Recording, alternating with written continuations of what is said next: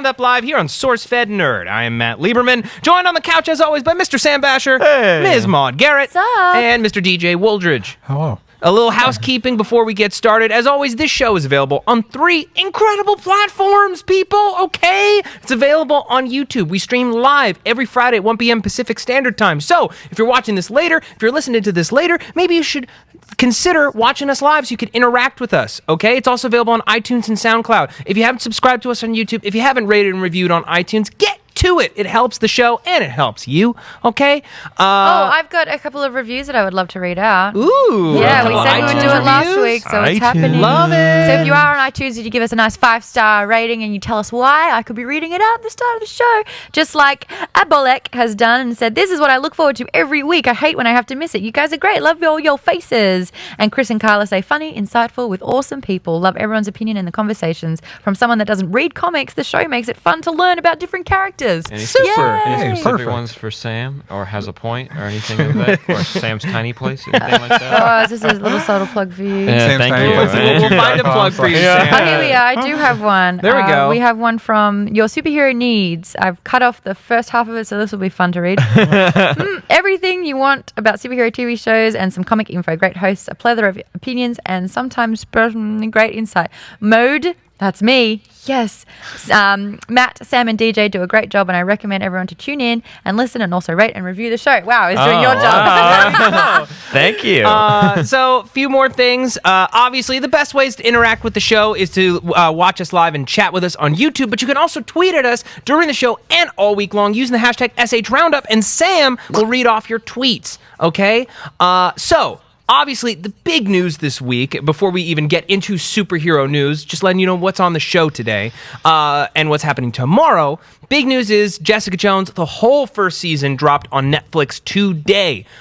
We've watched the first episode. We're going to be doing a spoiler-free review at the end of this episode of Superhero Roundup, but Sam, DJ, and I are going to be watching the entire first season tomorrow. So, if you have nothing to do, why don't you watch with us? We're going to be periscoping live as we watch it so that you can watch it with us in real time and we can chat about it between episodes. We're starting at 9:30 a.m. Pacific Standard Time, okay? So, if you're looking for the link, you want to subscribe to, you want to follow SourceFedNERD, us on Twitter. We're going to be sending all that out. You're going to be able to find it. You're going to find the Periscope. We'll give people a few minutes to file into the lobby, and then we can all press play together, okay? So we're going to be starting with episode 2. Yeah, because we watched episode 1 today. We already watched episode 1, and there's a ton of TV. And as we learned with Daredevil, the longer we do it, the harder it gets. So we're not going to repeat episode 1. So watch that sometime tonight. Watch it earlier tomorrow before we get started.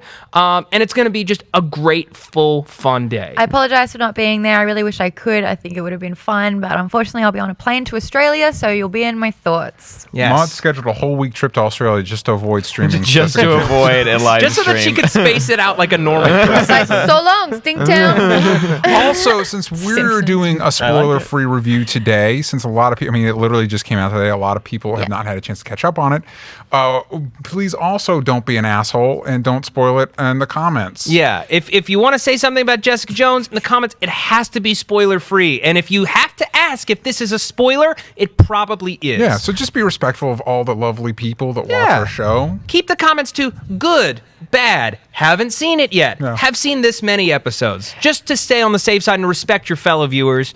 So today on the show, we're going to be talking about the biggest stories in superhero movie and TV news from this week. We're going to be reviewing this week's Supergirl. We're going to be reviewing this week's Agents of S.H.I.E.L.D., Flash, Arrow, and then our spoiler-free review of Jessica Jones episode 1. Okay?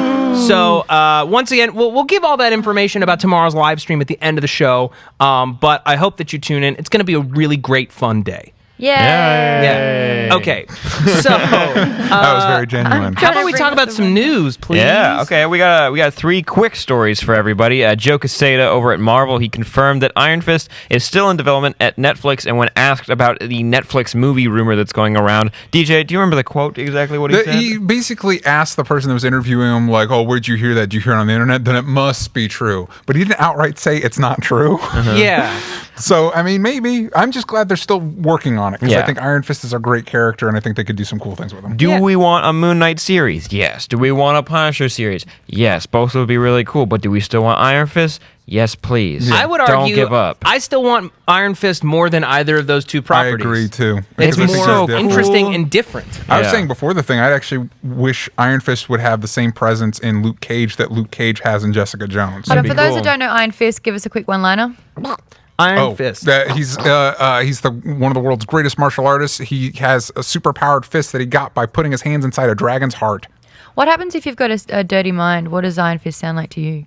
It sounds like a very painful pornography. It sounds like a scene that will probably happen later on in Jessica Jones. It sounds like a surgery in the making. Heating up in here. Hell's Kitchen. Hey. Also, speaking of Iron Fist, back on. there was a casting announcement last week that Scott Adkins, not the diet person Sean Atkins, was cast in Doctor Strange, and they said they're keeping his role under wraps, which seems odd because he could just be a henchman. But they did describe him to have several major action scenes featuring hand-to-hand combat, which is so cool. If you guys haven't seen it, he's an incredible martial artist. He's an incredible martial artist. I highly recommend on Netflix watching Universal Soldier. I think it's called Day of Reckoning. Mm-hmm. It's actually it's weird, but he's it's great. Like one of those guys. That's a very good title. That's a very generic title for an action movie. Of direct-to-video, direct-to-streaming, direct-to-DVD movies, but the dude's a great martial artist. He's been in a ton of great fight scenes. I imagine his character. Well, here's what I'm thinking. He'd make a solid Danny Rand. I think he'd make an even better Steel Serpent, and I think it'd be really smart considering Iron Fist's mystical connections to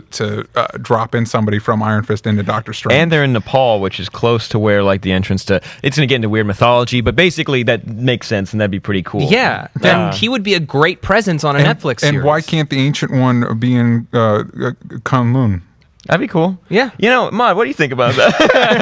Hey, guys, if you want some nice, cool apparel, check out coolhumanpeoples.com because we just designed some pretty sweet Christmas sweaters on there, and they're only available for a week. Oh, yeah. Mine what is the generic most confusing Christmas thing that we just said? I honestly tuned the hell out. That's of that okay. whole, and I was like, I hope when I put my foot up here that I don't knock down these statues. For anybody else confused, and then you're like, look at my shoes, Star Wars. I had to take off my Star Wars shirt to put this on. But if you are interested in some great holiday sweaters, you did a generic Christmas one, Sam. Yes. That's pretty dope. Thank you. Maude, I think yours is maybe the best one available. That's very sweet. It just says Krampus with a C, and it's Santa puking into a toilet. He's got the Krampuses. Yeah. He's basically all of you're us after Christmas Day. Maude did a pun sweater. What? And mine just says kale on it.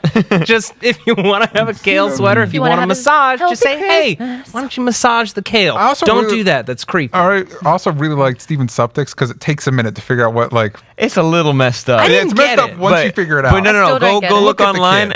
We'll tell you after. Don't worry. Oh, the reindeer. Yeah. Santa bumped it on with Rudolph.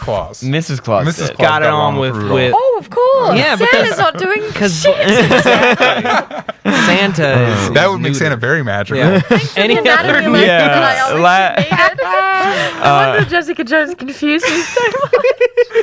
Last piece of news is that all these Justice League Dark rumors that came out that we possibly have directors that it's between Aaron Kishale and Novo Pushado. He did thank you so much to the directing team who did Big Bad Wolves, or Fede Alvarez who did the remake for Evil Dead. He's awesome. He is. He's awesome. He's doing an amazing job. I love the Evil Dead remake's one of the few remakes I actually really like. You're in the minority there. I don't know a lot of people who actually like that. Oh no, I thought that movie was crazy. It really captured the spirit of the commercial. Anyway, whatever. That'd be great. I want him. But we also heard that when Del Toro was attached to the project, he wanted Ron Perlman for Swamp Thing, and that makes sense. And he would be really good, and we're all kind of on board with that. Yeah. But he also talked about having for Constantine or Etrigan the Demon, it was between Ewan McGregor and Colin Farrell, and he said if one took one role, the other could be the other person. So let's be honest, Colin Farrell's better as Constantine. He's better as Etrigan. If you go look at a picture of Jason Blood, which is the human attached to the demon, he does look a lot like Jason Blood. And also, I'm allowed to have another opinion. Of course you are. We're not. Grandpa. My argument for I like the way Sam said it in the video that you should go check out Ewan McGregor or whatever. Ewan McGregor. Jason Blood, even though the demon's kind of like a monster, Jason Blood is very the Bruce Banner to his Hulk and very like posh and classy. They'd be Sounds like Ewan McGregor. They're both really good actors and they'd both be good in both roles. Yeah, but I'd and say then Colin Farrell for Constantine. I also loved the idea of Ben Mendelsohn for Anton Arcane. Yeah. And especially if you go Aussie.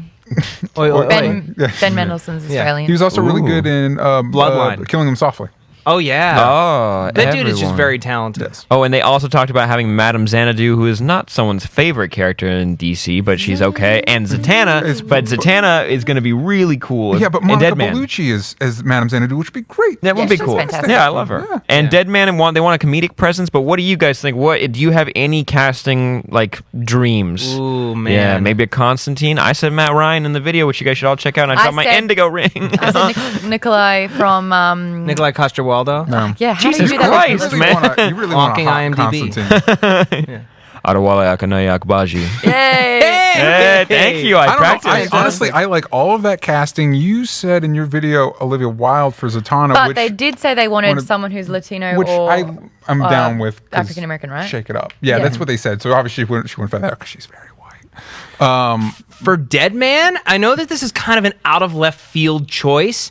But Jacob Pitts from Justified, he played the role of Tim Gutterson on that show. He is super sarcastic. He has great presence. He's really funny. He's got like a strong build. Like I could see him as Deadman, bitter, sarcastic. Like he would lend a great presence. I don't know who that is, but that was a very guys, compelling can you argument. Google that for us and just say yeah or no, and I we'll thought take you it. watched let us know. I Justified, DJ. haven't. I'm sorry. I'm sorry. Zoom for Zatanna. Zatanna is Zoom. But I really want this movie because I like I like that Thank you for DC seems to be laughing. doubling down on the weird stuff like Suicide Squad, Justice League Dark. Yeah. Let's throw in Doom Patrol in there and really like swing for the Doom rafters. Okay, fine, I guess. Do it. It's like Guardians of the Galaxy, I guess. But a lot darker. Yeah, but guys, if you have any cool casting things, just throw them in the chat because it would be fun to read those And if Throw you them in throughout the the chat show. or tweet them with the hashtag SH Roundup. And if you don't know what we're talking about, 2 days ago we did a story about it. We did Owls, and there's a great little picture up there so you can kind of get your head around who could be what, if that helps you out. DJ, did you make that thumbnail? Or was it Brett? No, that was Brett. He did a very good job. He did. It looks real cool. He made Colin Farrell look like Constantine. Evaniel Cepeda says Louis C.K. for Deadman. Yes. Well, I mean, I don't like if he was hate just voicing it. Body-wise, I'd say the guy that Guillermo del Toro always works Doug with. Jones. Yeah. Yeah, The he'd do physicality. great body work for Yeah. it. Yeah. He's actually a pretty solid. He was in Arrow. Yeah, Really good he's a job. great actor. Yeah.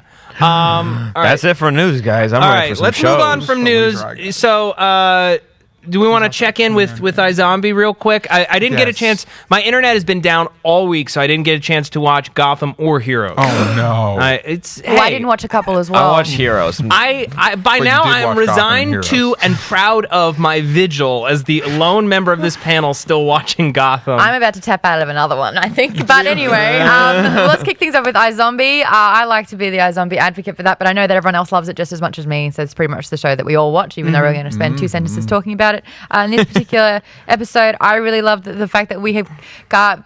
The crime solving took a back seat, but now it was like kind of like the front of this episode, which I really, really enjoyed because it was clever and it was great. And the relationship that Robbie Buckley and... Major and Liv. Thank you are having. Doesn't seem to be going all smooth sailing. What? Okay. Anyone else want to say something about that? Oh no, yeah, it was a little weird. What was she doing at the end? Was she doing some kind of Some magician seance. stuff? She was kinda- doing some seance, and then rather than talk to her, he went upstairs, and he was not like, as okay your with shit the brains. is so weird. I don't know if I can deal with just not normal. It's funny that the no sex thing. He's okay with that. That stuff, not so much. Yeah, but he's Yeah. lying about both. I mean, he says he's okay with it, but come on, he's not. and Matt, you're jonesing over Peyton and Blaine together? Look, I want Peyton and Ravi to be together just What? because, like, I love their scenes together. They have great chemistry. but I really do kind of dig Peyton and Blaine together. And I would also argue that Peyton had a lot of the best lines this episode. I don't know if it's just the writing or the way that she's delivering it, but she's such a welcome presence here. And she seems like the one person, with the exception of her fixation on Blaine, she seems like the person with the most logic on the show right now. Yeah. It's really cool that she accepted Liv pretty quick. She skipped out of town for 3 months. That's not great. But so she's come back, she's accepted it, and she's kind of moved on past that, and they just have a regular relationship now, and I like that. I also like Blaine and Liv working together. Yeah, that was really cool. Setup, and I'm interested to see. But Babineau doesn't know. Well, here's what I feel like they're setting up. Because Babineau's working with that FBI agent, Babineau will get in on it, and then he'll have to be forced to keep a secret from his lady. Yeah. Which will really complicate that relationship. His only lady? Because it seems like Babineau has an ex-wife or current wife. I feel like has something to do with the zombie thing. I think she knows something. FBI. Yeah, maybe. But can we just all admit that Babineau is getting cooler and cooler every week? Yeah. Oh, yeah. What a fucking badass. Yeah. Oh, I said it. He is up there. I also like the flip side, him and Ravi's rapport of like, he hates magicians, and Ravi loves them. That was Of course, Ravi loves magicians. We should just start killing magicians so we can keep this going on forever. Was anybody fooled by mirrors? Did anybody not look at the mirrors and go, "Oh, that's a woman and a guy"? I knew it was a woman. I just didn't realize it was. Yeah, I didn't get it. I didn't see it. I thought that the reveal was going to be that he killed himself and pinned it on all of his enemies. I also really like the running gag of like, no, I mean he's dead. He pulled the brain out of his head. Yeah, we'll see. Yeah. Well, I mean, we'll see. And also, wait, I didn't get like the magician was walking down the hallway as the cleaning lady was going in, and like everyone was like, no one else was in that hallway. I was like, did that guy pull a trick? No one else was in the room, but they said no one else was in the hallway, and I was like, all right, well, the accept it, move on. Stegman, go back down, Chris. Sorry, back down in the chat. The Stegman writes, getting tired of the iZombie formula, want more than weekly procedural. I would argue that normally there's far less procedural than there was this week. This week felt like the most standalone of all the episodes so far this season. I feel like it's a very procedural show, but the procedural always seems like the B plot. Yeah. And I'm usually very okay with that. Yeah. I was kind of bummed that we didn't have our villains this week. You know, we didn't have any of the folks over at Max Rager. Terrifying Stacy Boss. Right, terrifying Stacy Boss. I love that Boss. exchange, like, for a little guy, he's enormously terrifying. Yeah. We didn't have any of that. We didn't explore Major and his secret ice chest full of bodies. Like, that was cool. There was just a lot of stuff that we put on hold this week. Oh, was DJ right about something? So that's our recap and review of iZombie. What does everyone give it out of 10? And if you have seen it as well, make sure you hit us up in the chat. What do you give it out of 10? Yeah, let us know. I gave that one an 8 out of 10. I liked it. I give it 10 out of 10. It's my favorite episode of the season. Wow. I really 10 out of like 10 's it. perfection. Like perfect. Well, we're saying iZombie standards as of thus far. No. Yeah, I give it 10 out of 10. Wow. I can't think of a better episode. What do you thus think, far. DJ? I really liked it. I'd probably give it an 8 or 9. See, I would give it like a 7.5 out of 10. There's Well, you're nothing wrong, Matt. There's nothing technically wrong with the episode. It's well written, charming, funny, but it's not enough for me. The show has gotten to another level with its storytelling where it's layering the procedural and the serialized elements, and it felt a bit artificial to me that we put so many of them on hold this week. Okay. Yeah. I got my dad watching it, and he loves it. All right, so we got scores coming in. 7, 7, 9, 6, 11. Pretty much. 6, Wow. 9, 11.6. 7.4, 7, 2, 3. Not bad. So everyone's kind of loving it. Around an 8, I feel. Yeah, around an 8. Yeah, okay. For Heroes, because I feel like I was the only person watching this. Am I correct? Yes, you're cool. 100% All right. correct. This is the last episode before they come back in January with the last 3 episodes. It was pretty good. Like the boy that can time travel and the evil woman, they traveled to the future. Nathan and Erica. Yep. Thank you. And they were traveling around in the future, and like he was kind of getting on board. And the girl who I hated. Katana Girl, she's in and she's helping Nathan, and like they're in the future, like doing some kooky adventures, and like it's pretty cool. But anything that involves kooky adventures, I'm sorry, It almost sounds 8,000 like years in the future, and it's not fun kooky adventures. I hate their prediction of 8,000 years in the future. That is not what it would look like at all. Bring back Fifth Element. They got the futuristic. Wait, remember? I'm so confused. But wait, do you remember that the Earth was supposed to be destroyed by the solar flare, so that everything's They'll figure that that shit out in 8,000 years. 8,000 years, we're all supposed to be dead. Hey, you guys want to talk about Supergirl? Yeah, not really. I give it 8 out of 10. It was a good episode. What did you guys think of Sam, Heroes Reborn? Oh, Heroes Reborn. 8 out of 10. Not Gotcha. Supergirl. I'm not getting ahead of myself. All right. Whoa. All right. So before we move on to Supergirl, just a reminder, if you're in the chat or if you're tweeting at us with the hashtag #SHRoundup, most people haven't seen any of Jessica Jones. We've only seen the first episode, so no spoilers. If you have spoilers, you will be blocked. Let's just say that. You. Okay? We will block you. Okay, so Supergirl this week. I think there's a lot of division on the panel about how we feel about it. If you thought this was going to be the episode that united us all, you're wrong. Now, Sam, you felt that at the very least the visual effects were solid. Oh, Livewire's effects were super cool, minus the TV talking thing. That's a very comic booky thing. In the TV, the way it shot looked like a superhero. It looked like Lois and Clark type stuff. Mm-hmm. It was like but I couldn't tell you why. But I liked the little after image when she like zapped into stuff. Like that was really why cool. Can't we do that shit with Flash? Don't know how she figured that out really, because she killed the dude and was like, should I go into it? Should I try to zap into that light over there? And it worked. So you didn't get lost in the ether. Mm-hmm. All right, but that was cool. But oh man, Maud, you got the point that bothers me. Yeah. So Maud, you personally, you had big problems with her foster mother, played by Helen Slater. Oh my God, it was atrocious. I did not enjoy that acting so much that it took. Okay. Sam and I were discussing this, and the one good thing that it did was make everyone else look better. Because she was it was like she was literally playing Pong with her hands on an invisible machine. They were doing things that I didn't know about, and it was bad. Remember the hug? Remember the hug with the other sister? It's like, come here. Yeah.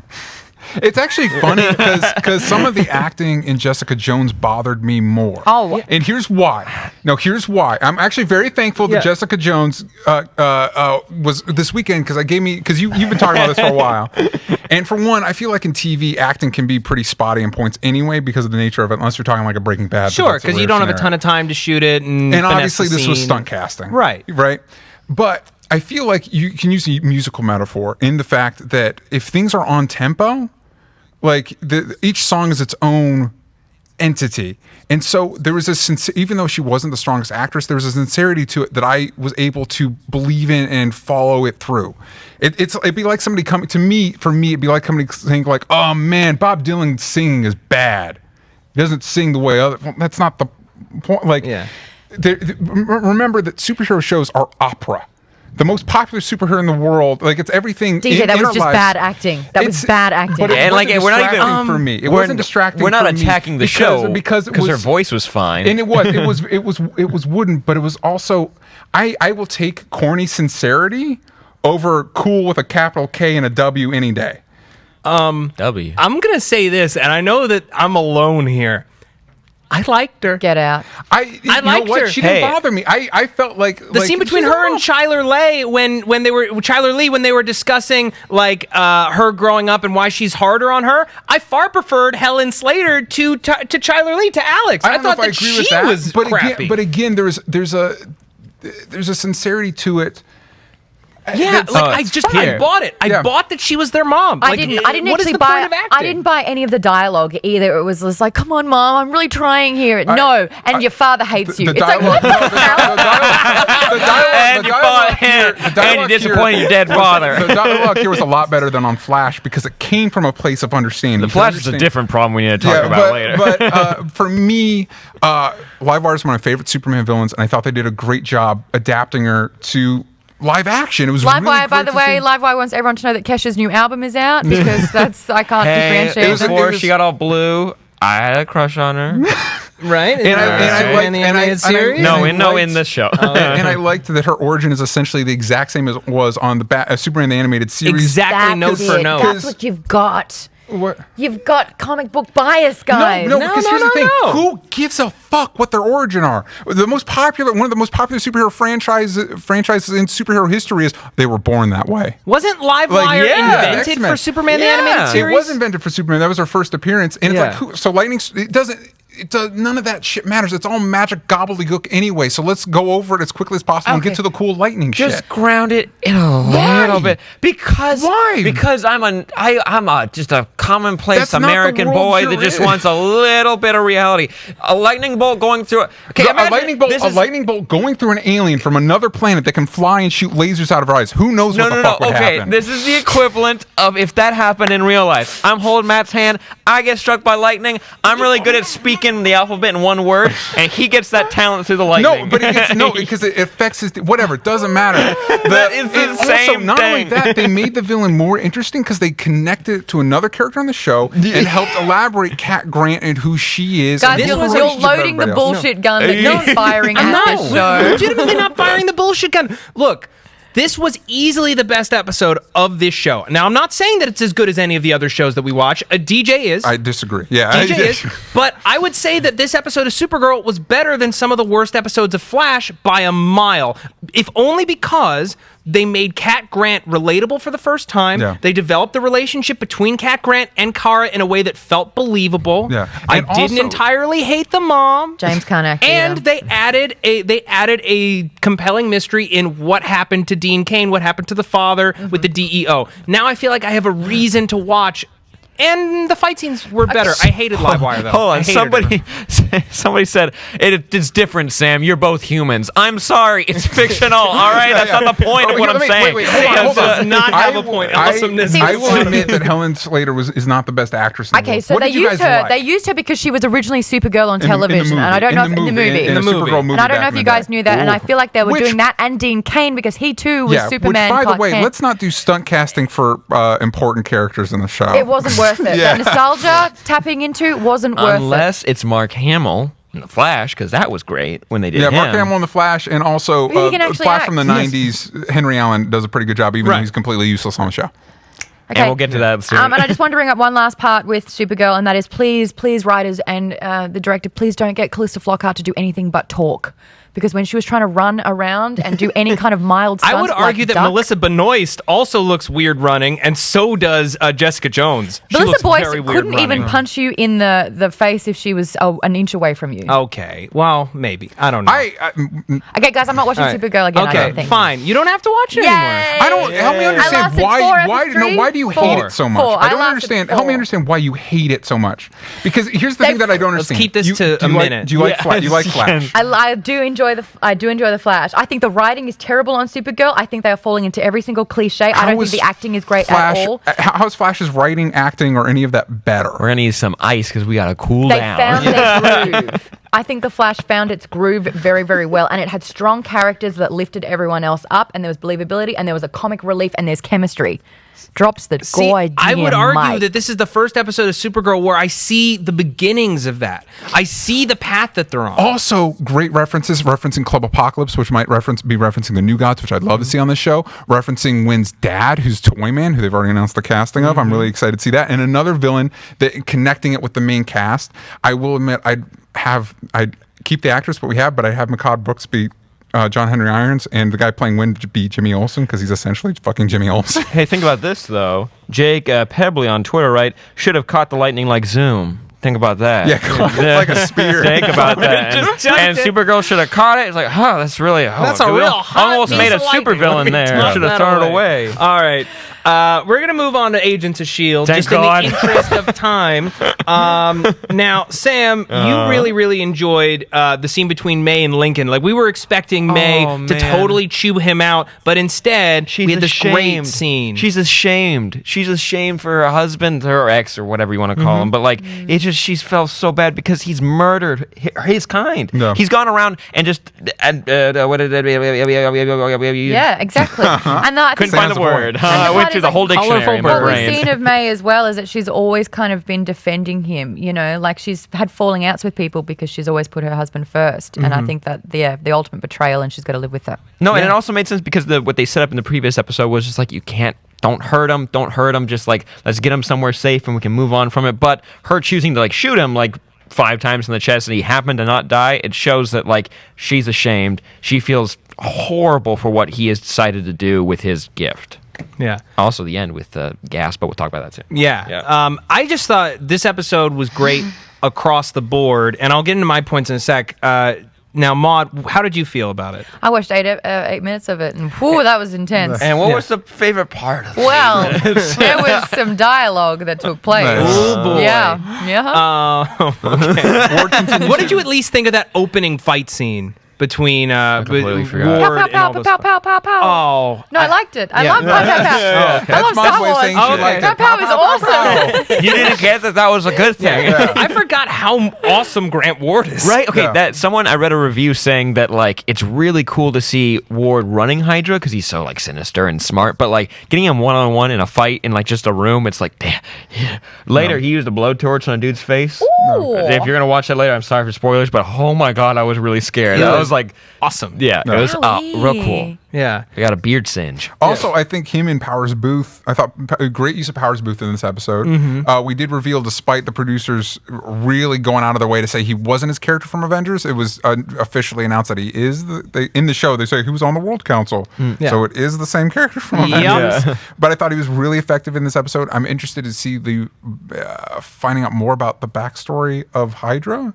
Yeah. And who that secret Inhuman is. Basically the Inhuman equivalent of Apocalypse. Basically. Yeah, it's on a planet somewhere. That's so cool. It's like the way that they were able to tie all of. Oh, you're gonna have a big surprise when you watch the rest of the had episode. so many- It's I'll just weird do at the that. end. Just thinking about so many storylines that we've had so far this season. It's only been 8 episodes this season. And that in one episode, in 45 minutes, we were able to tie together all of them into one package that not only makes sense, but is satisfying, is cool. and fucking cool. Yeah. And like the thing that to me elevates this show above all the others is that they love their characters. They got a lot of love for their characters. None of them ever do anything that feels out of place. Everything that they do and say feels informed by the character that has been set up so far. There's never anything extraneous. Even Mac, who more often than not is just given exposition, whether it's just because of performance or what, has a level of charisma that we care about him anyway. I love that he stands up to Coulson. I love that what Coulson comes back with. I love the fact that he's been playing Rosalind from the start because he has not trusted her, even though he has feelings. All of that was a good catch. rad. That's awesome. By the way, what Chris just did. Also, send me your thoughts on Twitter, #SH Roundup. But I have to say, my favorite line, I think, was when Coulson said, I don't trust her. I want to trust her. I want to trust. Like, I'm too old to not trust anybody anymore. I want to trust her so bad. And that scene between them, Electric. Yeah, and because he didn't buy her shit. He didn't buy her shit for a second. I hope she's still playing him. I do too. Because I don't like that one of the most powerful women we've seen on that show is being played by a guy. Like That's fair. I liked it better when it's like she's kind of shady. All right. And also the little mini cube that they cut out. It was cool because like, why are those holes in the giant one? And because they figured out a way to cut it out. Cubes. Yeah, thought that was great. I love the whole explanation of where Hydra came from. Was awesome. All of the fight scenes this week. The fight against the Inhuman, the telekinesis Inhuman was dope, That and was the way really that cool. it ended. They've been making them. Yeah, they've been producing Inhumans. So great.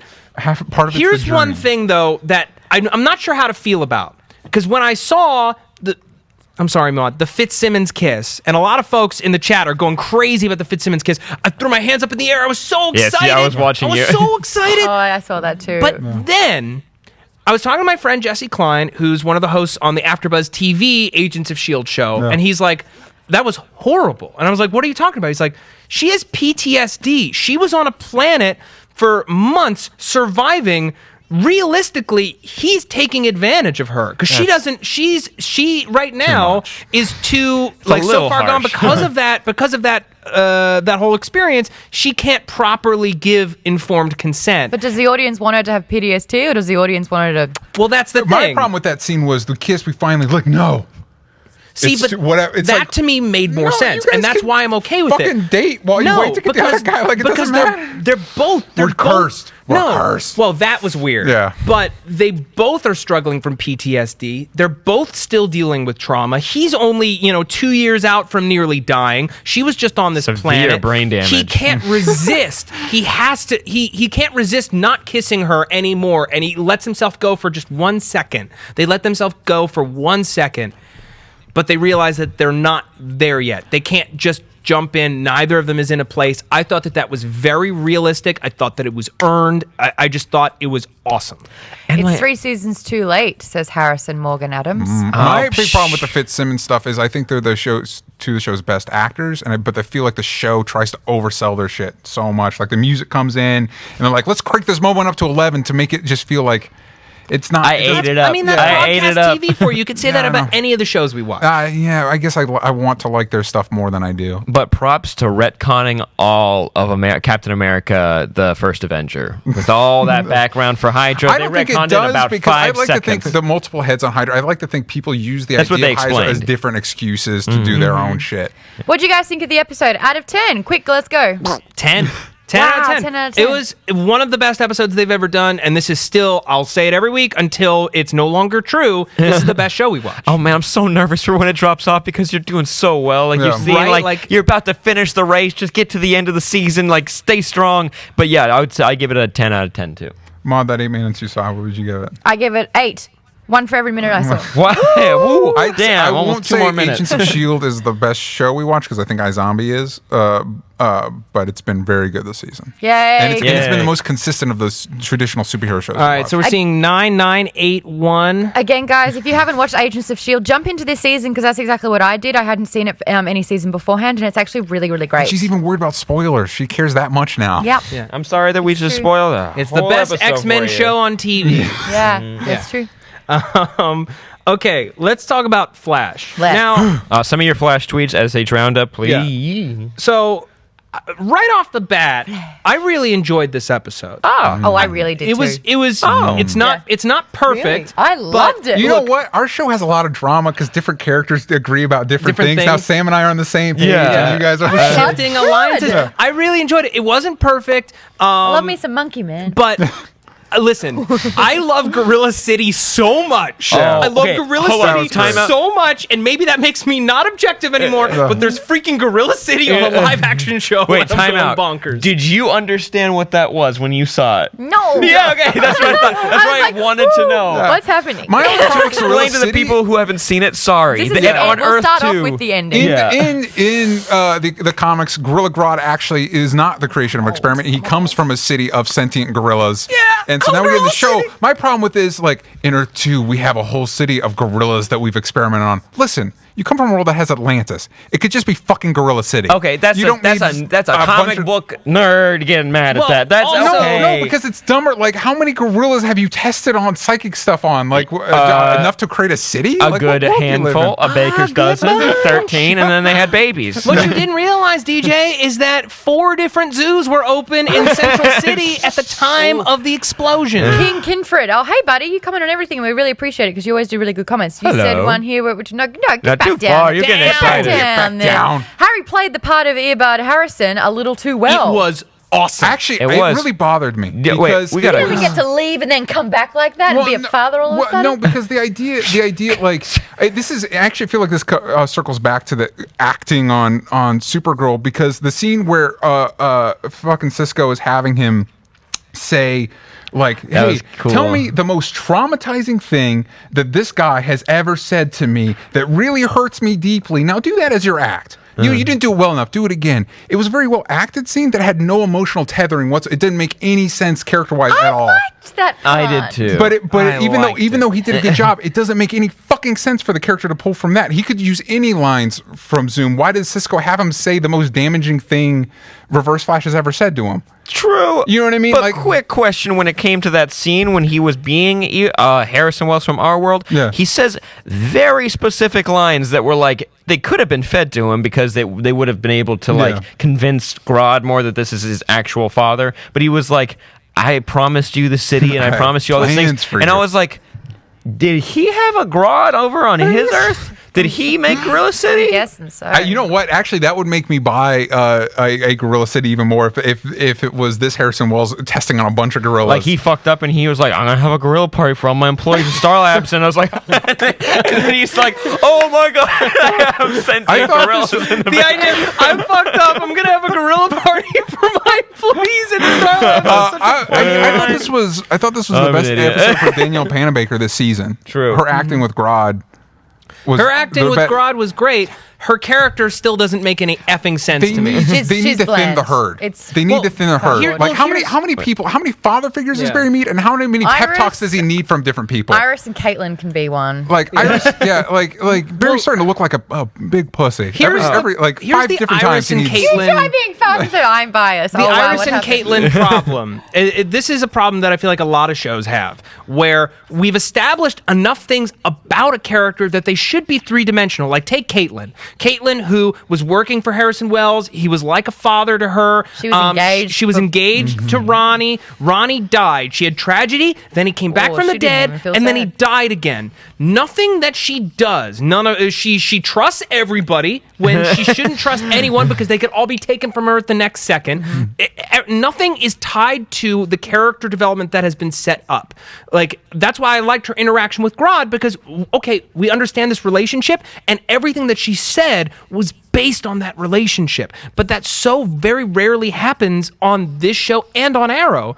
It doesn't ruin my enjoyment of the show, but it's something that it shouldn't be happening. I have a tweet though that's going to bring up my point. My problem with this episode, code jester at code_jester. My problem with the episode of The Flash was that they didn't commit to Barry's PTSD. They did, but I didn't get exactly. I get that they wanted to cure him really fast and like he's speedy and whatever, Yeah. he's fine, but like. He didn't do much this episode besides kind of mope and then run and kick Grodd into the hole. Like if your back was broken, I'm doing it again. Oh, wait, I'm sorry. I feel I like wouldn't there feel should have been- great, but he was good in a day. Like I feel like there should have been an episode in between the last one and this one where he's in the wheelchair the whole time. Yes. And especially there was that line Joe said, like, got use so that brain of excited. yours. I'm like, that's really, I'd really like to see Barry not have to rely on his speed. And Vibe uses his vibe powers and pushes Grodd into the hole. that was another like Is that what happened? no, I'm No, just Vibe in the comics can like do what Daisy can do on Shield. Yeah. Vibe Okay, can like. Speaking of Vibe, like, oh man, I touched you and I saw this hawk thing, so I'm going to need to leave Yeah, for that was some weird. inexplicable reason. That's weird. Those scenes drove me bonkers. But when he saw Booby Hawk person, He was like, he thought, "Boing." Which, by the would way, go wasn't watch it the Princess same hawk Bride person? with- Yeah, they just turned around. Yeah. Oh, she's a lady. Wow, she's on a Oh, green screen stage. Wow, that Hawkman's got that ass. Like, what? Here's the thing about. Speaking of ass, hold on when we get to Jessica Jones. No, That's- that's a spoiler. I'm That's a sorry, spoiler. I'm sorry. And just a reminder in the chat, no Jessica Jones spoilers. Not even Even if it episode has to one do with that spoilers. ass. Oh, can I just go a shout out to the actress who plays Hawkgirl because you're Kendra Son- taking one or for no, the team for us big mouthed girls. She's got a huge mouth as She well. does. So, yeah. She's so sweet. But she's very charismatic. Can I ask a like her. question? She's cool. Yeah. Can I ask a vibe question? No. Okay. I'm So vibing it. when he vibes someone, he sees something that has already happened. That is what was established a few No, it's episodes ago. happening. No, No, Something it's that's he sees. happening. I thought it was established. You could see Maybe. what's happened. Maybe something in another dimension. a few episodes ago, and say in the chat whether or not I'm right or wrong. I just genuinely want to know. A few episodes ago, I remember him saying, I touch something, I see something that already happened, whether in this universe or the other one. No, but then in another episode, he was like, "Oh, let me find the location. It's taking place here right now." Right. So it's either in the present or it already happened, but it's never the future, which means that she's already Hawkgirl. Really Which quick. means that he should be able to bring that up. I think you can probably see the future too. No, guys, No, Sam has a point. Past life complex. Oh, she has that's past right. lives. Hawkgirl's she's been reincarnated. Reincarnated. She's been Hawk Girl before. it's So in the she was past. wearing It's in the past. leather. Sam has a point. She was wearing leather in a past life that was obviously cut in the present. Hey, excuse me. Spoilers. Also, it was just me did Grodd look better this episode than he did Totally. the last time, which is saying something because he looked good last time. Yeah. Oh, okay. Yeah. Bradley Rohr is saying it's either something that already happened or will happen. That's a little hard to figure out, but okay. I don't Sounds know. like Anyway. charmed. Reincarnation. There you go. People Yeah. are figuring it out. Yeah. Hey. Reincarnation. Yeah. Cool. So what do we rate this episode, guys? Matt? I'll also give this one. I'll also give this one a 7.5. I really enjoyed it. It wasn't a standout episode, but I liked Grodd and the fact that Gorilla City's on screen. F it, I'll bump it up to an 8. I love Gorilla City. I love Gorilla City. I love All the Gorilla way back City, to too. Super Friends. I love Gorilla City. But I'll give it a 6 if I'm being generous. I'm gonna give it a 6 because like if you threw Jay in there, that you would just realize how bloated this cast is. Like Yeah. it's like Henry came back and like he kind of, like you said, DJ, he kind of just just did the same thing. Joe and Yeah. Iris Yeah. and Patty and everybody already said to him, We "It's like you believe in can you." do it. All right, You're so fine." we're seeing 8s, 7s, Yeah. and 6s. They're not obviously 2. going to bring back the Papa Bear because he's Zoom. Oh, yeah. And not just because you all keep sending us the photo of how the face and the mask match up. 'Cause Like, just his appearance this week, I can't even tell you why. It seems like he's Zoom, But and it would have the most why? emotional heft for him. But, yeah, Why? but why would Henry Allen from another planet kill his son on this planet? Because on the other planet, young Barry got his wife killed. Yeah, but you still wouldn't kill. That's What? I feel I don't. 'Cause he's driven mad with I think it's rage. I think it's either Barry or Eddie. I think it's Eddie. Mark, what would you rate the episode? I'm going to give it, I liked it. I'm going to give it an 8 for Grodd. And I realized that I've given an 8 to all of them so far, but we didn't Not actually score Supergirl. Supergirl. Yeah, It's yeah, like yeah. a sliding scale. That was a of 8. generous 5.5. And Agents of S.H.I.E.L.D. was only because you saw 8 minutes of it. 8 minutes. It was a joke. It was a joke. 8. I 5 or 6. This season of Flash really isn't gelling for me. I have to kind of agree which side. Yeah, I think they need to commit to Caitlin being Killer Frost and kill off Henry Allen. You Barry, should already killed come off on, Henry Allen. man. I think that Arrow and Flash, when they do like maybe a second crossover in the back half of the season, Yeah. let's just have a culling and kill off every unnecessary character. Yeah, Like, there's remember that. when Arrow, like, it was just Diggle and Felicity. Ollie and Felicity, Yeah. and that's all we needed? Yeah. Guess what? It's still all we need. It's interesting, though. It sounds like a transition into Arrow. Yeah. It is interesting that at least for the time being, they're using the bigger cast to try different type. Like, it's almost like war scenes as opposed to the typical like vigilante superhero. Like, it's almost like full scale conflict. Yeah. which is interesting. To a point. But I think as much as I think this season of Arrow is a big comeback season, and I feel like it's doing things a lot better than Flash right now. It also could thin the herd a little bit. I got a tweet really quick. Last thing for Arrow, and like it kind of flashed to. I'm not going to read your Twitter handle. I can't read it. All right, Rizzy the Beast. There you go. Are we seeing foreshadowing for the Thanagarian invasion? Hashtag #SHRunUp. That's for people who have watched the What Justice League words are cartoon. Right. Thanagar is the planet that Hawkgirl and Hawkman have a really complicated history in comics. They can't really pick if they're reincarnated or if they're I aliens. think Yeah, these no, shows are picking that they're Yeah, reincarnated. Reincarnated. They're not aliens in this version. Yeah. Would it be Maybe. cool, person who not gonna read your name because it was a little too hard. That would be really cool, but they're probably not gonna do that. Supergirl's got all the aliens and Red Tornado next week, which I'm really not excited about. Yeah, I'm whatever. speaking fast. Everyone's figured. I just All All right, move can on. we talk about Arrow, please? You were making a point, DJ. Oh, it's cool. I wanna get to Jessica really Jones? like this episode. I feel like there was a lot of experimentation going on in this episode, and the action sequences especially. And Yeah. even though I don't know if it always worked, I appreciated that. Like, hey, let's try this. Hey, Yeah. let's try this. A couple of the different action sequences worked really well. Like the Black Canary had one that worked really Yeah. well, where it was her against a bunch of guys, like backlit, and she took them all out. That was great. There was the fight scene in the shipyard. Yeah. Was really wonky. It looked like a handycam, like GoPro type thing, which Yeah. again I didn't really like. But it cut. Cool for trying something different. Well, it was weird. Seriously. It cut in the middle of a fight scene to go to the DV looking Yeah, it camcorder was- type it thing, was- and then it cut back to regular film, which was. Yeah, you're right. They're experimenting. Yeah, I like that. The things that didn't quite work for me in a lot of the fight scenes, the people with guns got way too close to the people without guns for no apparent reason, just so they could get their guns removed from them. That was a little too No, noticeable. wait, what was the point that you said? Oh yeah, there's during that shipyard fight, you literally watch Ollie's stunt double throw a kick that doesn't connect, and the guy flies back I and didn't gives know. a I big didn't reaction. notice that one, but I like that. I liked. I think Damien Dark's being used great this season. Yeah. The fact that he tried to get Oliver on his Oliver, not Green Arrow. Yeah. He went to Oliver and be like, "Hey, you want to be mayor in this town and Yeah. not be murdered?" The best scenes in this show still are the scenes between Oliver and Diggle when Yes. they're just talking. This was a great Diggle episode. Great Diggle Diggle's episode. Diggle's everyone's favorite. Diggle's he's the best. I think he's the only. I was reading a review today that talked about the fact that Diggle's the only real, honest to God adult on that. Yeah. Totally. on that team, and he's the only. I really appreciate. I don't know if they explained it well enough, but I like that he's like, no, we don't need to save my brother. He's probably a bad person. Wow. And it's like, yeah, because everybody, Oliver and Laurel especially, have done horrific things to try and save their siblings, and Diggle's probably looking at that going, No, fuck that shit. I don't Yeah. need to do that. Yeah. You really don't need to save him. He's and a real and it bad probably guy. is because he has his own family. He has a son. He has a wife. He has Oliver. He has that. He has two families. And he already came to peace with his brother dying. True. Years ago. Did anyone else know that the Slip 52 thing was so obviously a trap? Yeah, Damien Dark set a little bit of a trap to see if Lance was Lance double crossing him. He's definitely the one in the grave. At this point, it is so clear. It would be stunning if it wasn't, and I would love to be stunned. I still have hope for Laurel. Sure, that would be great. I think to be the one in the grave. Yeah. I feel like we wouldn't hate Laurel so much if she wasn't supposed to be Black fucking Canary. Yeah, if she was just and also if she wasn't supposed to be Black Canary, she probably would have died in season 2. Yeah, maybe, or in the earthquake in the first season. Hey, bring Tom back. What's his name? Tommy. Bring Tommy back. Yeah, he's over on Chicago Med. He's being wasted on medical procedural.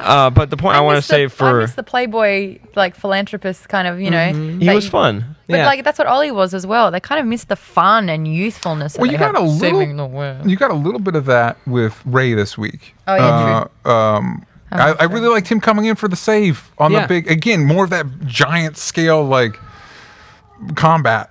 Yeah. That was cool. I did not expect him to hop right back into being a superhero, but I liked it. Because he's bored sitting at that table. Legends of Tomorrow's airing in a month, so so we got to remember. Oh, hey, he fights. Yeah. What do you guys think the deal is with Thea and Damien Dark when he tried to use his hoodoo on her? I don't know. That's a Lazarus Pit thing. That's pretty probably, but what? That they're immune to magic. Is it that they're immune to magic, or is it that the bloodlust is like a magic shield? Because that's what it seemed like. Yeah, it's a classic Magic Shield scenario. Oh, yeah, classic Magic Shield scenario. Yeah. But I wanted to say, this episode, Laurel was cool.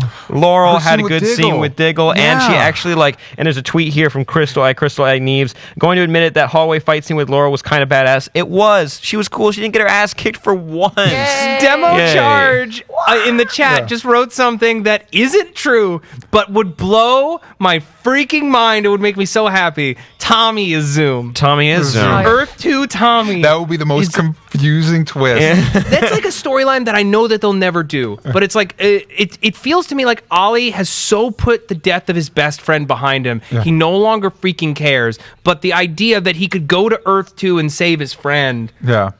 I don't know. I guess we've done too many people coming back. Yeah, I feel like too many people come back. Yeah. Fucking with us all. I don't. Mod Zoom. You know what? Maybe Zoom. Maybe it's an amalgamation in everybody's Zoom. We're he takes all off Zoom a mask and it's somehow. everybody. Zoom ripping out Flash the Spy. What you did there? That's my Mortal Kombat finisher. Two more things. One. So Thea's storyline, it's finally getting interesting. She finally has something to do on the show. I like that. But also, isn't it weird that the guy that Thea's having sex with looks just like a tinier version of her brother? That she's totally just kind of it's happened before. She has a pattern of dating guys that are just a smaller version of her brother. Because I don't know, Roy was the Red Arrow doing the same thing. This guy Parker Young is the actor. He looks just like him. Yeah, a little creepy. Well, Hey, strong man. Guys, do we want to get brunette, close cropped hair, and I guess beard. we've been doing ratings. I'd give this Arrow probably an 8. I give it 9 out of 10. It was the fight scene. There was a lot of fight scenes, but it was all really solid. All the characters were doing cool things, and it was a Diggle heavy episode. Always a fan of Diggle heavy episodes. Yeah, it was more focused than usual. I would give it an 8.5. What do you guys give it? Let us know down Zoom below. is going to be Black Flash, is what he gives it. If anyone's watching this not live, go back 5 minutes and just see how I pulled that off because I didn't watch the Arrow this year. I was trying not to out you. I was going to ask you how you made it. I didn't want to throw it to you because I didn't want to. A lot of nodding from me. I'm proud of you, though. You did great. I thought you maybe just kind of zoned out for just a second. 8. 0 out of 10 Damien Dark blinks. No, you're right. That completely ruins the episode. He's long. 7.5, 9. It's quite a high episode, guys. Yeah, 10 from Ryan Bell. That's fantastic. This season's great. Jeff King says 8.5 also. Yeah. Sebastian only gave it a 5. All right. Okay, so we're about to talk about Jessica Jones. The first episode of Jessica Jones, we're going to do a spoiler-free review. No details, but if you don't even want to hear that, if you don't want to be exposed at all, you want to get out now. So I'm going to give you the details for tomorrow's live stream one more time. So We are starting at 9:30 a.m. Pacific Standard Time. So if you're on the East Coast, that's 12:30 p.m. or wherever you are. You can. There's a clock somewhere. Google it. Okay. 9:30 p.m. Pacific Standard Time. We're starting with episode 2. So if you want to watch episode 1, watch it tonight. Watch it before you watch our live stream. Cancel whatever. Your plans. Pause this. Watch it right now and then come back. So we're going to be periscoping us watching while we watch, so you can watch it in real time with us and tweet at us live while we watch it. So you want to follow SourceFedNERD, and all of us on Twitter so we can send out that link so you can join us. So 9:30 a.m. Pacific Standard Time, we're going to send out that link. We're going to give people a few minutes to join in with us, and then we're going to start with episode 2, and we are going to plow through 12 hours. 12 straight hours until we hours. finish the season. Guys, if you want to know what Australia looks like, follow my Snapchat. Yeah, because you're not going to be here. So, okay. That having been said, Spoiler Question free. of the day Jessica Jones. is, what are your thoughts on the Jessica Jones Without pilot? spoilers. Without spoilers. I thought it was very solid. It was about as good as the Daredevil pilot, but for me almost holds more promise because the fact that it's a mystery, it's a detective show. It's a mystery solving show with this larger frightening villain says to me that even when it slows down and it's less about the overarching plot, we'll have a solid detective story. Yes. Like that is something that I felt like Daredevil really needed was when things got slow and things got boring. They didn't really do much like with the characters that made me real happy, but they could have at least had like a solid legal procedural element to it in those slower episodes. And I feel like we have more of a framework to work with here. There's a really strong attitude established right off the top. Kristen Ritter emerges as Jessica Jones, fully formed, completely by the character. She's a very divisive actress for people. Some people just don't like her on screen. I really enjoyed the show. I like everyone on it. It just works for me, and I want to see more. I enjoyed it a lot. There was a couple times when there's clunky dialogue, so I'm not being not specific at all, but there are scenes, and I think DJ and I talked about it. It gets a little like you're like, okay, we're explaining, we're setting things up. This is the universe. This is Hell's Kitchen from Jessica's point of view. Okay, but everything else, beautifully shot, wonderfully acted. I love the writing and I love the stories that they're going with. Already off the bat, this is a villain that is way more intimidating than Kingpin, or at least when we finally saw Kingpin, because he sounded way more intimidating than he showed up and was kind of a baby. But so I love him, and what was the biggest thing for me? The music, the score in this reminds me of Rear Window a little bit, especially there's one scene you'll see, and it just feels like a classic noir crime solving show, which gets me so excited. I love it. I love it. I love it. I love it. I love it. I love it. I love it. I love it. I watched it. So screw you, David, for saying, what is you on a show if you don't watch it? I'm busy. I have stuff to do She's got this shit week. to do. I've done I had to pack for a country so I don't get kicked out of this one. Maria Priorities. Jane Rodriguez says her hair is distracting. What? Oh, it does fall over her face from time to time, I guess. suppose. Someone said that the villain couldn't be any less frightening. Disagree. He's super frightening, right? I was scared. Tara's shoes in my brother's present is what I've pulled up. Can I buy some time, please, DJ? Absolutely.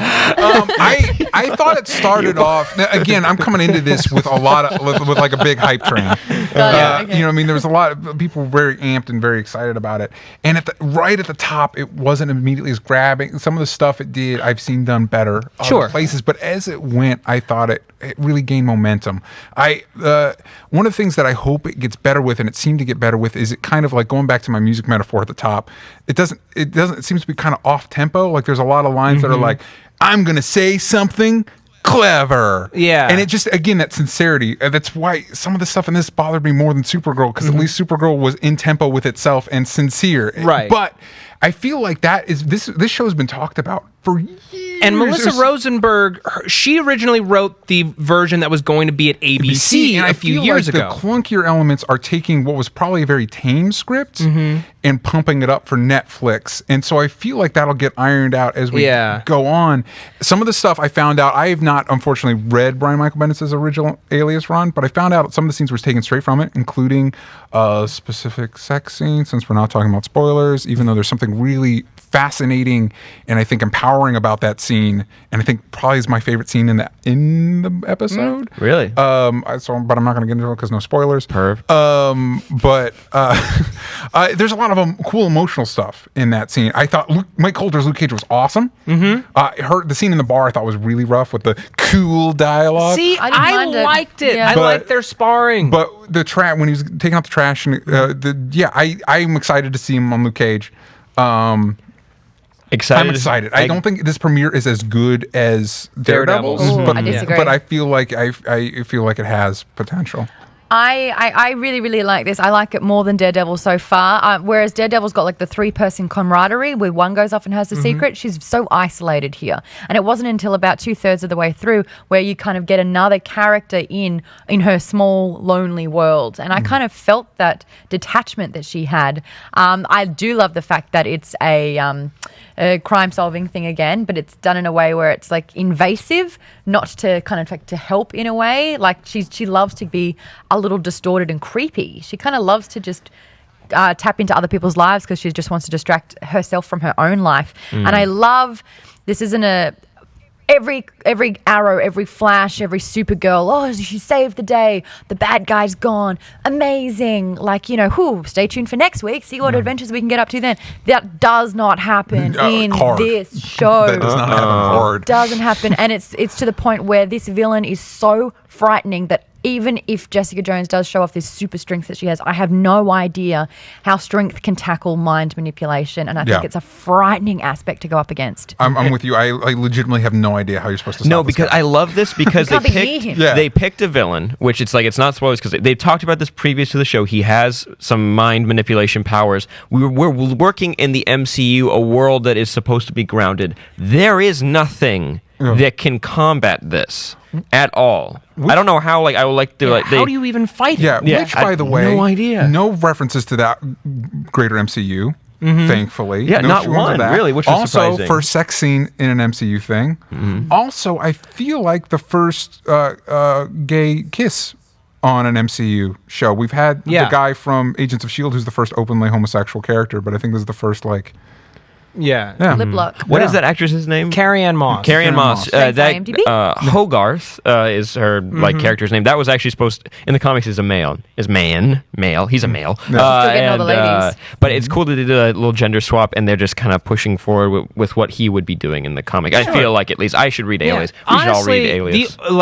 I would say, there's like some it's a little bits of clunky dialogue, but the only thing that I didn't like in the whole hour, which is like rare for me to have like one thing, is that bit of VO that opened and closed the episode. Yeah, because that reminded me. I'm rewatching Veronica Mars for the first time, and I don't like VO, but it's great on that show. It's good on that show. It's good on iZombie, and I think iZombie is the best example we have of that idea of tempo and dialogue and a rhythm of and actually not pretending to be clever, but actually like being clever. Yeah.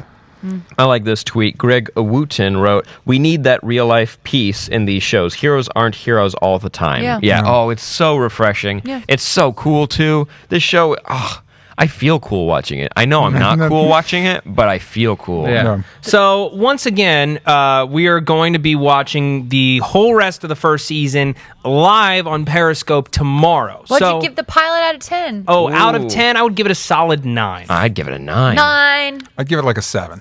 Okay. Yeah, I think it had moments that were great, and then moments that were kind. And again, maybe that was expectation because I know how good an actress Kristen Ritter is, so it's like that line could have been done better by you, Kristen Ritter. Yeah. I have higher expectations of you. It's a pilot, but it's like you're right. Weird. It's a pilot. Even though Netflix doesn't do traditional pilots, it did feel very pilot-y. Yeah, but again, very solid. I'm super excited. I'm super excited for it. Yeah, totally. And we're gonna watch it all tomorrow. We're starting at 9:30 a.m. Pacific Standard Time. So check us out on Twitter. How are we landing? We'll give you the Twitters at the should end. watch it on the plane. Yeah. Or sleep. 4 hours on the plane. I'm always sleeping. Or you could sleep. DJ, pull list. Please. Come on. Please. What you got? So for those who care about this, and I think it's a lot of people, this is a very big week for Dark Knight 3. No. The Dark Knight Returns 3 is I thought you coming were going to say out. something else. So for those who like the Dark Knight series, even though Dark Knight Strikes Again, Although even if you hated Dark Knight Strikes Again, Brian Azzarello is co-writing this, and Brian Azzarello is a winner. I know he's awesome, but Dark Knight Strikes Again was crazy bad. Also, for some of the more offbeat, Omega Man number 6 is coming out. That's mega. Oh my god, that's an advertising slogan from Australia. Okay. That's mega. Sorry. So in the indie So world, close to home. I'm so close, guys. Black Magic 2 is coming out. That's a series by Greg Rucka and Nicholas Scott. It's about a police detective who's also a witch. And it's pretty great. And also Saga number 31. Saga's back after a hiatus. Saga's back with issue 31. Cool. If you haven't read Saga, you are doing yourself a disservice. Go pick up the collections now and read it. Over at Marvel, a new fun series coming out called Moon Girl and Devil Dinosaur. Cool. That I looks love like Devil it's going to be Dinosaur. a lot of fun. And also Venom is getting another standalone series called Venom Space Knight. I am not necessarily completely sold on turning Venom into a cosmic hero, but it looks cool and it looks fun, and so it's probably worth checking out. Is Venom Brock or not? Venom is oh my goodness, ask me that. Flash. Flash Thompson. Flash Gordon. Gordon. No, I'm Flash kidding. Gordon. It's Flash Gordon. Yeah, He's in Marvel now. It's Flash Thompson. Flash Thompson. Really Okay. quick, I just wanted to say you guys should be checking out Martian Manhunter because he has his own series right Yeah, and I now. hear I've it's been reading it. Not to amazing. do too many spoilers, but Martian Manhunter, something happens and he splits off into different personalities. And so, like, there's these people, there's 5 different people scattered around the world, and they think that they're individual people. But Martian Manhunter's, like, psyche comes to them and is like, you're not real. Your whole life isn't real. And, like, he touches them and they realize, and they have different aspects of who Martian Manhunter is. Like, he has telekinesis, That sounds he has amazing. telepathy. That person actually has Sounds his. kind of like Sense8. It's Yeah, kind of like Sense8, better. but cool. Yeah. And it's Martian Manhunter. Real quick, an aside, for those that contributed to my Indiegogo campaign, Real Mature, we are going to order the shirts next week. So if you haven't told us your shirt size, do that. You dummies. By Monday. Please tell us your shirt size by Monday, or we will have to guess. Yeah. Okay. We're gonna look at your profile picture. And be like, he's a medium. Yeah. Are we going to spend a second doing a bit of a plug? Yes. So here, let's do Twitters and plugs all down the row. Find me on Twitter at Sam Basher. Find me on YouTube at Double Ending TV. I know it doesn't make sense, but I can't change the URL right now. I actually don't talk about comics. I talk about video games. So if you guys want to hear what I'm playing at the moment and what I'm watching TV-wise, which you already know because it's pretty much this, and what I'm reading, watch my Power video, Playing, Watching, Reading, because it's on Geek Bomb's YouTube channel, which is my channel, youtube.com/Geek Bomb. And it's Maud Garrett, everything else, including Snapchat for everyone who was asking. It's MAUDEGARRETT, first name, last name, back to back, and on everything. All right. Yay. DJ. Talks trash. Cool. Yeah, and you you can find me on Twitter at Matt Lieberman. That's MATTLIEBERMAN. And also pay attention to my Twitter tomorrow because I'm going to let you guys know if you aren't watching with us throughout the day. I'm going to tweet out every time we start an episode. Cool. So that you can jump in even if you haven't already been watching with us. If you watched a whole bunch, you want to jump in later, you just keep an eye on my Twitter at Matt Lieberman and I'll let you know when you'll be able to join. Yes, Steve? And also, if you don't want to watch Jessica Jones, you can at least tune into the streams and watch us slowly lose our minds. Yeah. Because It's gonna be my God, super fun. we will stream the finale, and you will see us like You will covered see in melted feces people. and You will see melted screaming. people. What a shame. But yeah, you can check out my channel, youtube.com/Matt Lieberman, my podcast, Ask Liebs. And also, why don't you tweet at me and let me know what kinds of questions about TV shows you would like me to answer. I'm planning on doing a lot more TV content on my channel. So I'd love to know what you guys want to hear in terms of like TV theory, writing, scripting, which show's the best, blah, blah, blah.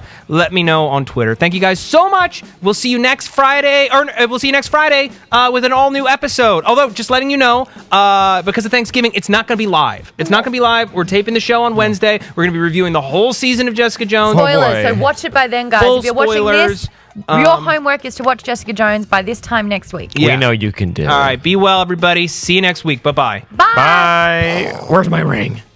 I don't know where it goes. It's over there. Where's the It's over ring? there, pal. Oh. Go grab it.